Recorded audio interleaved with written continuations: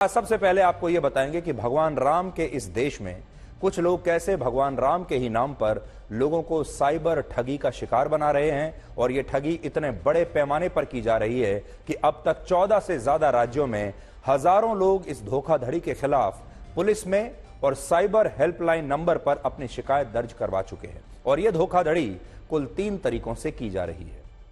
पहला, लोगों को यह झांसा दिया जा रहा है कि अगर वो 22 जनवरी को रामलला की प्राण प्रतिष्ठा के कार्यक्रम का विशेष प्रसाद सीधे अपने घर पर मंगवाना चाहते हैं तो इसके लिए वो 200 से 300 रुपए देकर ऑनलाइन अपना ऑर्डर बुक कर सकते हैं। और यह फ्रॉड ई कॉमर्स कंपनियों और कुछ वेबसाइट्स के जरिए खुलेआम किया जा रहा है। उदाहरण के लिए अमेजॉन की वेबसाइट पर ऐसे कई फर्जी विक्रेता मौजूद हैं जो लोगों को उनके घर पर ही राम मंदिर का विशेष प्रसाद भेजने का ऑर्डर बुक कर रहे हैं और कह रहे हैं कि यह प्रसाद उसी भोग से निकालकर लोगों को भेजा जाएगा जो भोग 22 जनवरी को रामलला को गर्भगृह में लगाया जाएगा। मैं आपको आज बड़ी स्क्रीन पर यह दिखाऊंगा कि कैसे राम मंदिर के प्रसाद के नाम पर आजकल लोगों को ठगा जा रहा है। और आप देखिए, मैं आपको दिखाता हूं। ये बड़ी स्क्रीन आप देख पा रहे हैं, राम मंदिर प्रसाद।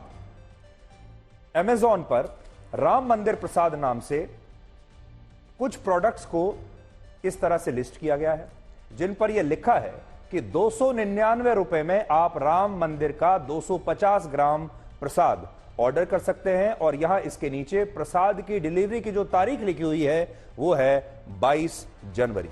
अब आप यहां देख लीजिए, राम मंदिर प्रसाद, राम के नाम पर कैसे साइबर ठगी हो रही है। देखिए, श्री राम मंदिर अयोध्या प्रसाद 250 ग्राम, देसी काऊ मिल्क पेड़ा, वो बाकी जो ये कह रहे हैं, और उसके बाद यहां पर ऑर्डर बुक किया जा रहा है। इसी तरह कुछ प्रोडक्ट्स के सामने यह भी लिखा है कि आप राम मंदिर के लड्डू का प्रसाद घर बैठे मंगा सकते हैं और इसमें प्रसाद की फ्री डिलीवरी का भी दावा किया गया है।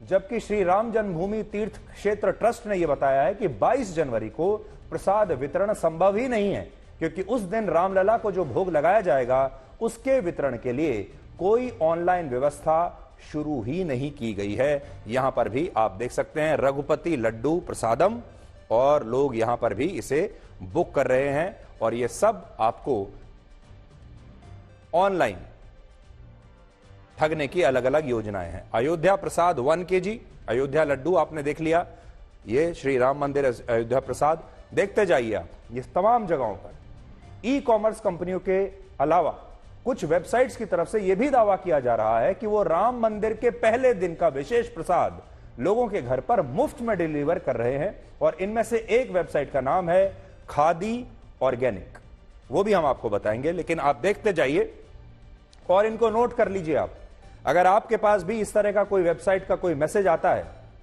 या ऐसा कोई लिंक आपके पास आता है तो आप समझ लीजिए कि ये सारे फ्रॉड हैं।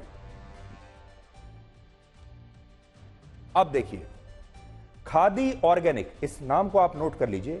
खादी ऑर्गेनिक नाम की वेबसाइट और इसके सोशल मीडिया अकाउंट्स पर यह दावा किया गया है कि वो राम मंदिर के पहले दिन के फ्री प्रसाद का वितरण कर रहे हैं और जो लोग इस प्रसाद को अपने घर पर मंगवाना चाहते हैं वो इस कंपनी की वेबसाइट पर जाकर अपना ऑर्डर दे सकते हैं। अब हम आपको यह बताएंगे कि सुप्रीम कोर्ट के आदेश पर अयोध्या में बाबरी मस्जिद के निर्माण के लिए जो 5 एकड़ जमीन मुस्लिम पक्ष को दी गई थी उस जमीन का क्या हुआ।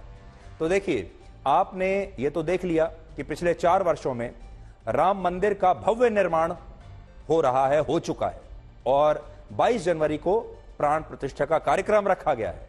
आज राम मंदिर एक सच्चाई है, एक हकीकत है, और भव्य राम मंदिर देश के करोड़ों भक्तों के सामने है।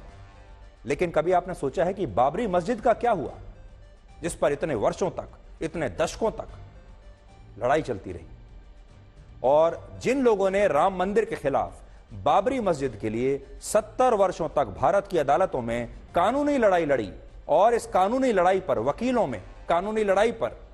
वकीलों के लिए करोड़ों रुपए खर्च किए, उन्हीं लोगों ने बाद में मस्जिद के लिए मिली जमीन से मुंह क्यों मोड़ लिया। सुप्रीम कोर्ट के आदेश के सिर्फ 4 महीने के बाद फरवरी 2020 में उत्तर प्रदेश की सरकार ने मुस्लिम पक्ष को मस्जिद के लिए 5 एकड़ जमीन आवंटित कर दी थी, जो अयोध्या के धन्नीपुर गांव में है और यह गांव राम जन्मभूमि से लगभग 25 किलोमीटर दूर है। तस्वीरें आपके सामने हैं। आवंटन की प्रक्रिया पूरी होने के बाद कायदे से वर्ष 2020 में ही इस जमीन पर मस्जिद का निर्माण शुरू हो जाना चाहिए था, लेकिन आज 4 वर्षों के बाद भी यह जमीन बिल्कुल खाली पड़ी है, बंजर पड़ी है और यहां मस्जिद के निर्माण के लिए एक ईंट तक भी नहीं लगाई गई है। तस्वीरें आप देख सकते हैं। सोचिए, जब इन 4 वर्षों में राम जन्मभूमि पर भव्य राम मंदिर का निर्माण हुआ, तब सरकार से जमीन मिलने के बाद भी इन 4 वर्षों में मस्जिद की नींव तक इस जमीन पर नहीं रखी गई है। और ऐसा इसलिए नहीं हो पाया क्योंकि इस मस्जिद को बनाने के लिए लोगों ने चंदा ही नहीं दिया और स्थिति यह हो गई कि पैसे के अभाव में मस्जिद के निर्माण का काम आज तक शुरू नहीं हो पाया है। इससे भी ज्यादा हैरानी की बात यह है कि इन 4 वर्षों में मस्जिद ट्रस्ट के पास इतना भी चंदा नहीं आया कि वो मस्जिद के नक्शे के लिए भी नक्शे बनाने वाले की फीस भी भर पाता। हमें पता चला है कि मस्जिद ट्रस्ट को इस नक्शे के लिए शुल्क के रूप में लगभग 1.5 करोड़ रुपए का भुगतान अयोध्या डेवलपमेंट अथॉरिटी को करना था नक्शा पास कराने के लिए, लेकिन ट्रस्ट के पास इतना पैसा भी नहीं था, जिसकी वजह से निर्माण तो दूर, नक्शे को पास कराने का काम भी काफी समय तक ऐसे ही लटका रहा। सोचिए, इस देश में जहां एक तरफ राम मंदिर के निर्माण के लिए लोगों ने स्वेच्छा से 5,500 करोड़ रुपए का दान दे दिया, वहीं दूसरी तरफ अयोध्या में ही मस्जिद बनाने के लिए मस्जिद ट्रस्ट को लोगों से चंदा नहीं मिल रहा। और यह बात इसलिए भी बहुत गंभीर है क्योंकि जब मस्जिद का यही मामला भारत की अलग अलग अदालतों में था, तब इस कानूनी मामले पर कानूनी फीस के तौर पर करोड़ों रुपए खर्च किए गए थे। अकेले सुप्रीम कोर्ट में बाबरी मस्जिद के पक्षकारों ने इस मामले की सुनवाई पर लगभग 15 करोड़ रुपए खर्च किए थे और असदुद्दीन ओवैसी की पार्टी और दूसरे मुस्लिम संगठनों और मुस्लिम सांसदों ने भी बाबरी मस्जिद का केस लड़ने के लिए मुस्लिम पक्षकारों को उस समय लाखों करोड़ों रुपए की फंडिंग दी थी। और तब उस मामले पर यह पैसा शायद इसलिए खर्च किया जा रहा था क्योंकि ये तमाम लोग इस बात के लिए लड़ रहे थे शायद कि अयोध्या में विवादित ढांचे के स्थान पर राम मंदिर नहीं बनना चाहिए। असल में ये जो पूरी लड़ाई थी, अब 4 साल के बाद आप ये इस बात को समझ गए होंगे कि ये मस्जिद बनाने की लड़ाई तो थी ही नहीं, ये मंदिर को रोकने की लड़ाई थी। ये जितना भी पैसा खर्च किया गया, ये नई मस्जिद बनाने के लिए नहीं था, ये राम मंदिर को रोकने के लिए था। उस पूरे प्लॉट से रामलला को बाहर निकालने के लिए पैसा खर्च किया गया था। इसलिए इन लोगों के पास राम मंदिर को रोकने के लिए तो पैसा है, लेकिन अब अपनी मस्जिद बनाने के लिए इनके पास पैसा नहीं है। अब सुप्रीम कोर्ट ने राम मंदिर बनाने का आदेश दिया, जब आपको याद होगा, और मस्जिद के लिए भी अयोध्या में ही अलग से 5 एकड़ की जमीन आवंटित की गई। तो इस पर मस्जिद बनाने के लिए कहीं से उतना चंदा ही नहीं आया जितना राम मंदिर के खिलाफ कानूनी लड़ाई लड़ने के लिए उस समय आता था। यानी जैसे ही सुप्रीम कोर्ट ने इस पूरे मामले का निपटारा किया, जैसे ही सुप्रीम कोर्ट ने अपना यह फैसला सुनाया कि यहां राम मंदिर ही बनेगा और मस्जिद के लिए अलग 5 एकड़ की जमीन दे दी गई, उसके बाद से जो तमाम लोग थे जो अपनी बड़ी दिलचस्पी ले रहे थे, जो करोड़ों रुपए की फंडिंग कर रहे थे, उनकी दिलचस्पी इस पूरे मामले में समाप्त हो गई और अब उन्होंने फंडिंग देनी बंद कर दी, पैसा देना बंद कर दिया। हमारे देश के बहुत सारे मुसलमानों को यह गलतफहमी भी है कि सरकार की वजह से अयोध्या में मस्जिद का निर्माण नहीं हो रहा है, जबकि सच्चाई यह है कि अयोध्या में मस्जिद और राम मंदिर के निर्माण से असल में किसी भी सरकार का कोई लेना देना है ही नहीं, ना राम मंदिर के निर्माण से, ना मस्जिद के निर्माण से। राम मंदिर का निर्माण इसलिए हो पाया क्योंकि इस देश के करोड़ों लोगों ने राम मंदिर के लिए दान दिया, और मस्जिद का निर्माण अब तक इसलिए शुरू नहीं हो पाया क्योंकि मस्जिद ट्रस्ट को इसके लिए लोगों से दान मिला ही नहीं। अब हम आपको भगवान राम पर मचे राजनीतिक कोहराम के बारे में बताएंगे और यह भी बताएंगे कि कैसे अब हमारे देश में सिर्फ राजनीति के लिए मंदिरों को भी बांटने की शुरुआत हो चुकी है। अब मंदिर भी हमारे देश के बंटने लगे हैं। कुछ मंदिर ऐसे हैं जिन्हें प्रधानमंत्री मोदी से जोड़कर देखा जा रहा है, जिन्हें बीजेपी और सरकार से जोड़कर देखा जा रहा है, और कुछ मंदिर ऐसे हैं जो अब विपक्षी नेताओं ने ले लिए। यानी अब मंदिर भी अलग अलग हो गए। राम मंदिर के निमंत्रण को अस्वीकार करने वाले तमाम विपक्षी नेताओं ने यह ऐलान किया है कि जब 22 जनवरी को अयोध्या में रामलला की प्राण प्रतिष्ठा का कार्यक्रम होगा, तब वो भी देश के अलग अलग मंदिरों में जाकर दर्शन करेंगे, लेकिन राम मंदिर नहीं जाएंगे। दुख की बात यह है कि विपक्षी नेता अयोध्या के राम मंदिर नहीं जाएंगे, किसी दूसरे मंदिर में जाएंगे। यानी मंदिर जाएंगे लेकिन राम मंदिर नहीं जाएंगे। 22 जनवरी को राहुल गांधी असम के लोखरा में स्थित शिव मंदिर के दर्शन कर सकते हैं। उद्धव ठाकरे 22 जनवरी को ही नासिक के कालाराम मंदिर के दर्शन करेंगे, और यह वही मंदिर है जहां से 12 जनवरी को प्रधानमंत्री मोदी ने अपने 11 दिनों के व्रत अनुष्ठान की शुरुआत की थी। तो अब उद्धव ठाकरे वहां जाएंगे। ममता बनर्जी भी उस दिन यानी 22 जनवरी को कोलकाता के कालीघाट मंदिर जाएंगी, और इसके बाद वो कोलकाता में ही एक मस्जिद, गुरुद्वारे और चर्च में भी जाकर वहां लोगों से मिलेंगी, क्योंकि उन्हें अपने आप को धर्मनिरपेक्ष साबित करना है। उन्हें बताना है कि वो सेक्युलर हैं। और सबसे बड़ी बात हमारे इन तमाम विपक्षी नेताओं के मन में जो घर कर चुकी है वो ये है कि उन्हें ऐसा लगता है कि अगर वो मंदिर गए, अगर वो राम मंदिर गए या किसी भी मंदिर गए, तो दूसरे अल्पसंख्यक समाज के जो लोग हैं, उनके वोटर हैं, वो नाराज हो जाएंगे। इसलिए ये सब बैलेंसिंग एक्ट करते हैं। बैलेंसिंग एक्ट क्या है?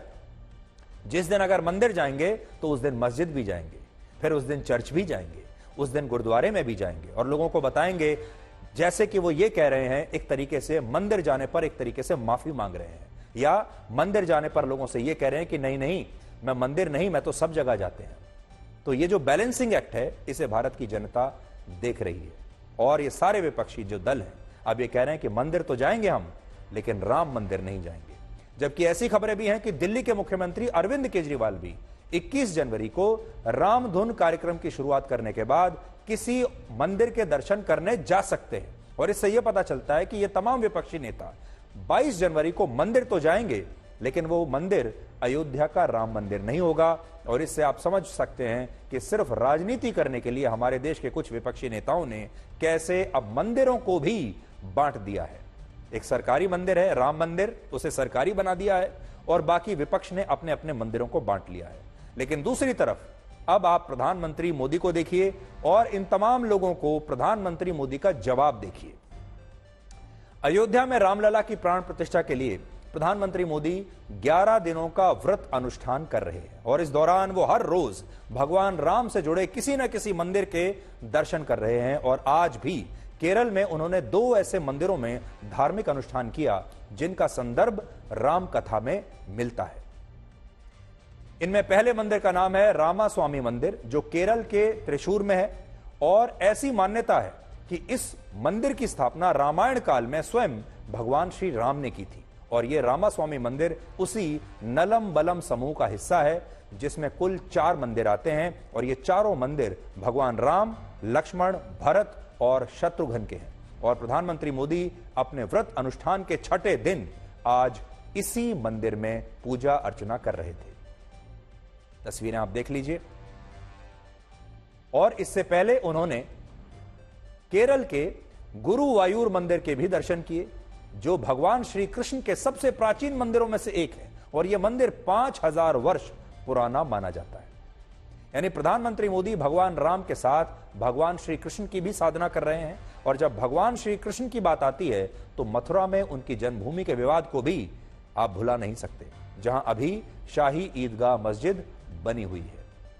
इससे पहले 12 जनवरी को जब प्रधानमंत्री मोदी के व्रत अनुष्ठान का पहला दिन था, तब उन्होंने नासिक के कालाराम मंदिर के दर्शन किए, जिसकी ऐसी मान्यता है कि वनवास के दौरान भगवान राम, लक्ष्मण और सीता जी ने इसी मंदिर के स्थान पर लंबी अवधि तक निवास किया।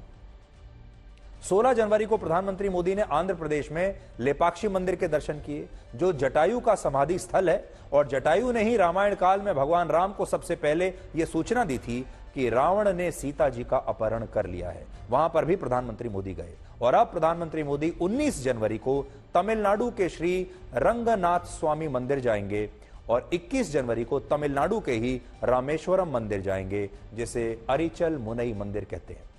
ऐसा माना जाता है कि यह मंदिर उसी स्थान पर है जहां से भगवान राम रावण का वध करने के लिए लंका गए थे। और श्री रंगनाथ स्वामी मंदिर के लिए कहा जाता है कि भगवान राम ने इस मंदिर के स्थान पर विभीषण को भगवान रंगनाथ स्वामी की प्रतिमा भेंट की थी। यानी प्रधानमंत्री मोदी अपने व्रत अनुष्ठान के दौरान हर रोज भगवान राम से जुड़े मंदिरों का दर्शन कर रहे हैं। और सबसे बड़ी बात यह है कि ये सारे मंदिर दक्षिण भारत में है, जिसमें प्रधानमंत्री मोदी शायद देश को यह बताने की भी कोशिश कर रहे हैं कि भगवान राम सिर्फ अयोध्या और उत्तर भारत के राज्यों में पूजे जाने वाले भगवान नहीं हैं, बल्कि उनके फुटप्रिंट्स पूरे देश में हैं और दक्षिण भारत में भगवान राम के स्मृति चिन्ह आज भी मौजूद हैं।